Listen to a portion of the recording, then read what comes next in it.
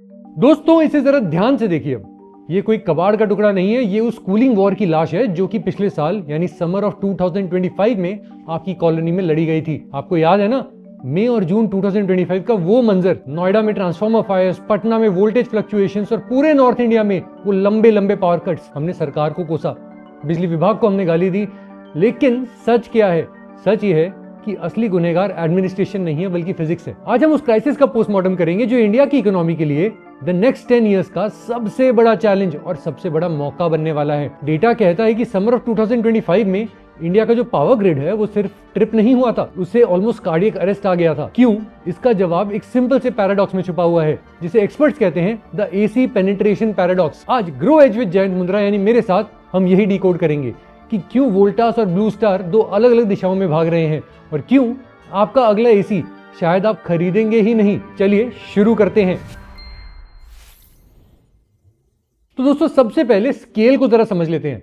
US में यानी कि अमेरिका में 90% घरों में एसी लगा होता है, चाइना में 60% से ज्यादा घरों में एसी है, पर इंडिया में ये नंबर आज भी सिर्फ 7 to 8% के आसपास है। इन्वेस्टर्स इसे ग्रोथ पोटेंशियल कहते हैं, लेकिन जो पावर ग्रिड है हमारी, उसके इंजीनियर्स इसे कहते हैं टाइम बॉम्ब, क्योंकि जब ये बाकी का 90% इंडिया एसी खरीदेगा तो बिजली कहां से आएगी। लेकिन एक मिनट जरा, इस ग्रोथ स्टोरी में एक हिडन रिस्क भी है जिसे हम अक्सर इग्नोर कर देते हैं।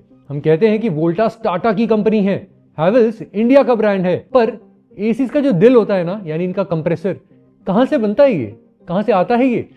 आज भी इंडिया के लगभग 70% से ज्यादा एसी कंप्रेसर्स चाइना से आते हैं। आपको दो कंपनीज के नाम बताता हूं, एक है जीएमसीसी और दूसरी है हाईली। ये दोनों चाइना के जायंट्स हैं और ये मार्केट को पूरा कंट्रोल करके रखते हैं। ये वही जियोपॉलिटिकल ट्रैप है जो कि हर इंडस्ट्री में हम देखते हैं कि कैसे बाकी चीजें यहां हो रही होती है, लेकिन उसका जो रॉ मटेरियल है, फिर जो कोर कंपोनेंट्स हैं, सब चाइना से ही आ रहा होता है। तो प्रैक्टिकली अगर कल बॉर्डर पर तनाव बढ़ा या सप्लाई चेन टूट गई तो वोल्टास और हैवेल्स की असेंबली लाइंस पर रातों रात बहुत बड़ा प्रेशर आ जाएगा। सरकार इसे समझ रही है, इसीलिए एसी कंपोनेंट्स के लिए डेडिकेटेड पीएलआई स्कीम भी है। पर इन्वेस्टर्स के लिए लेसन बहुत ही सिंपल है, सिर्फ ब्रांड मत देखिए, बैकवर्ड इंटीग्रेशन को देखिए। जो कंपनीज अपना कंप्रेसर खुद बनाएगी, असली विनर आगे चल के तो वही बनेगी। और दोस्तों एसी अब सिर्फ लग्जरी तो रहा नहीं है, ये सर्वाइवल का एक कंपोनेंट बन चुका है। आपने वेट बल्ब टेम्परेचर के बारे में सुना ही होगा, नहीं सुना तो मैं बता देता हूँ। जब गर्मी बढ़ जाती है तो हमारा शरीर पसीना छोड़ने लगता है। ये इसलिए होता है ताकि हम ठंडे हो सकें, लेकिन जब हवा में नमी यानी कि ह्यूमिडिटी हाई हो तो पसीना सूखता ही नहीं है। साइंस कहती है कि ये वेट बल्ब टेम्परेचर होता है। इंसान का शरीर खुद को ठंडा नहीं कर सकता, ये जानलेवा हो सकता है। भुवनेश्वर जैसे शहरों में हीट स्ट्रेस की वजह से लेबर प्रोडक्टिविटी इतनी ज्यादा गिर गई है कि शहर की इनकम में 8.6% का लॉस देखा गया है, ऐसा कई रिपोर्ट्स कहती हैं। मतलब एसी चलाना अब शौक की बात नहीं है, एक मजबूरी बनती जा रही है। चाहे महंगाई हो या मंदी, लोग एसी जरूर खरीदेंगे क्योंकि जिंदा रहना है। लेकिन इसका साइड इफेक्ट पता है क्या होता है? Urban heat island. कंक्रीट की बिल्डिंग्स जो होती हैं वो गर्मी को सोख लेती हैं। आप एसी चलाते हैं तो वो बाहर गली में हवा छोड़ता है जो कि गर्म होती है, और गली की वो जो गर्म हवा होती है उससे आपका पड़ोसी परेशान होता है, तो वो मजबूरी में और भी बड़ा एसी लगाता है। ये एक विशियस साइकिल बन जाती है। और इस साइकिल को और ज्यादा खराब पता है क्या करता है? एक रेटिंग्स का स्कैम।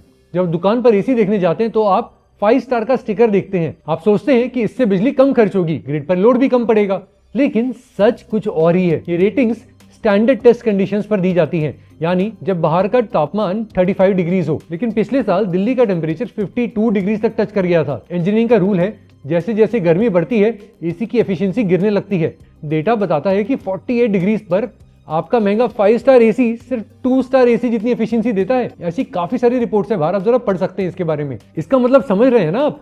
जब ग्रिड को सबसे ज्यादा जरूरत होती है कि एसी कम बिजली खाए, ठीक उसी वक्त एसी सबसे ज्यादा बिजली पीता है। ये वो टेक्निकल गैप है जो हमारे ट्रांसफॉर्मर्स को जला देता है। अब जरा इनविजिबल इनवॉइस को देखते हैं दोस्तों, ताकि हम इसको और डिटेल में समझ सकें। मैं बात कर रहा हूं हमारी एनर्जी ग्रिड की। ग्रिड कोलैप्स का असली कारण समझने की कोशिश करते हैं। हमें डक कर्व को समझना होगा। इसके लिए इंडिया ने सोलर पावर में कमाल किया है, लेकिन सोलर की एक प्रॉब्लम है, वो तभी काम करता है जब ऊपर सूरज दादा फुल फॉर्म में निकले होते हैं। दोपहर के 12 बजे सोलर पावर बनना बहुत आसान होता है और जम के बनता है। लेकिन आप अपने घरों का एसी कब चलाते हैं? मोस्टली 8 बजे के बाद, जब आप ऑफिस से थके हारे घर आते हैं। आपको चाहिए चैन की ठंडी हवा। रात के 8 बजे सूरज तो लेकिन ढल चुका होता है, सोलर जीरो हो जाता है, लेकिन उसी वक्त करोड़ों एसीज एक साथ ऑन होने लगते हैं। इसे कहते हैं इवनिंग पीक।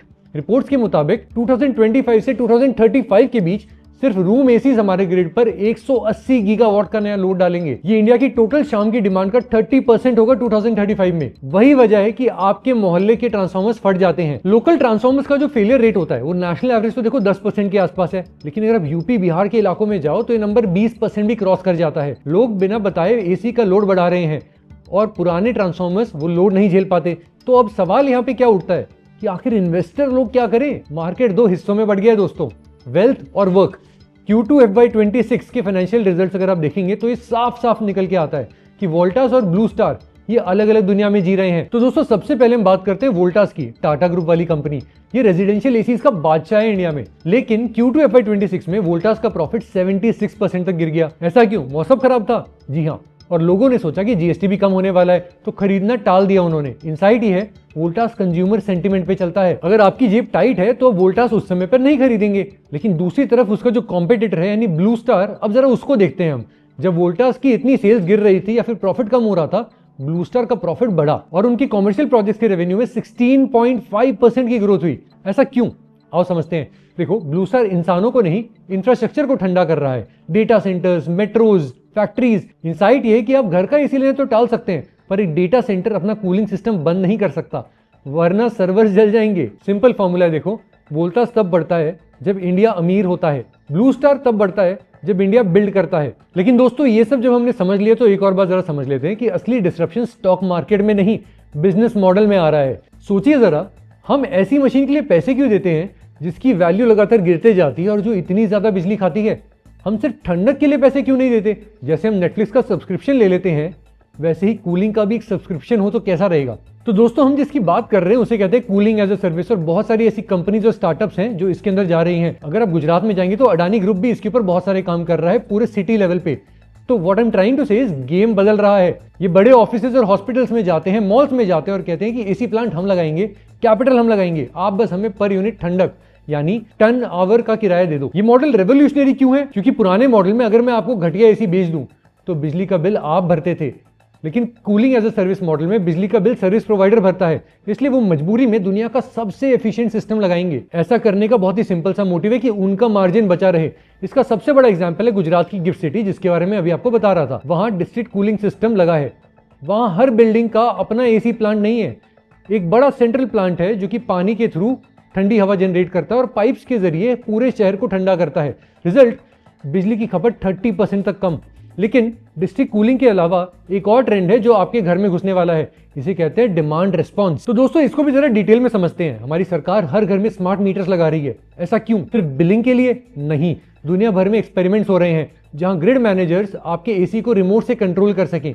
सोचिए, शाम के 8 बजे हैं, ग्रिड पर लोड डेंजरस लेवल पे आ गया है, बिजली कटने वाली है, अचानक आपके स्मार्ट मीटर से सिग्नल आएगा और आपका एसी खुद ब खुद 18 डिग्री से 24 डिग्री पर सेट हो जाएगा। मैं ये नहीं कह रहा कि ये चीज शुरू हो गई है, पर ये पॉसिबिलिटी है और कई देशों में किया भी जा रहा है।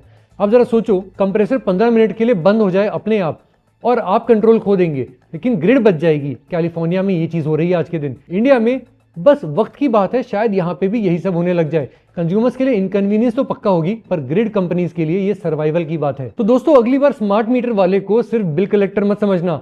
अगर हमारी सरकार चाहे तो यूएस की कैलिफोर्निया की तरह वो इन लोगों को आपके एसी का नया मास्टर बना सकती है। सो सारी बातें जब हमने कर ली है दोस्तों, अब जरा समझते हैं इस कूलिंग क्राइसिस का निचोड़ क्या निकल के आता है। वेल, ग्रिड पर बड़ा खतरा है। 2035 तक 180 गीगावाट का नया लोड आने वाला है इन एसीज के कारण हमारे ग्रिड के ऊपर। सरकार को मजबूरी में एसीज की एफिशिएंसी स्टैंडर्ड्स को इतना सख्त करना पड़ेगा कि चीप एसीज मार्केट से गायब हो जाएं। और लेट्स बी वेरी क्लियर, बात खाली उतनी नहीं है, फ्यूचर की बात करो। डिस्ट्रिक्ट कूलिंग और कूलिंग एज अ सर्विस पर नजर रखिएगा। बड़े कॉमर्शियल स्पेसेस के लिए खुद का बड़ा एसी का प्लांट खरीदना और इंस्टॉल करना, उसे मेंटेन करना, वेल, ये पुरानी बात होने वाली है। कूलिंग अब एक लग्जरी नहीं रही है, ये एक इंफ्रास्ट्रक्चर बनते जा रहा है। अगली बार जब आप शाम को 8 बजे अपना एसी रिमोट उठाएं तो याद रखिएगा आप उस इनविजिबल ग्रिड का एक हिस्सा बन चुके हैं जो फिलहाल अपनी सांसें रोककर खड़ा है। मैं हूं जयंत मुंद्रा और आप देख रहे हैं मेरे साथ ग्रो एज। जल्द मिलते हैं अगले एपिसोड पे। Stay curious.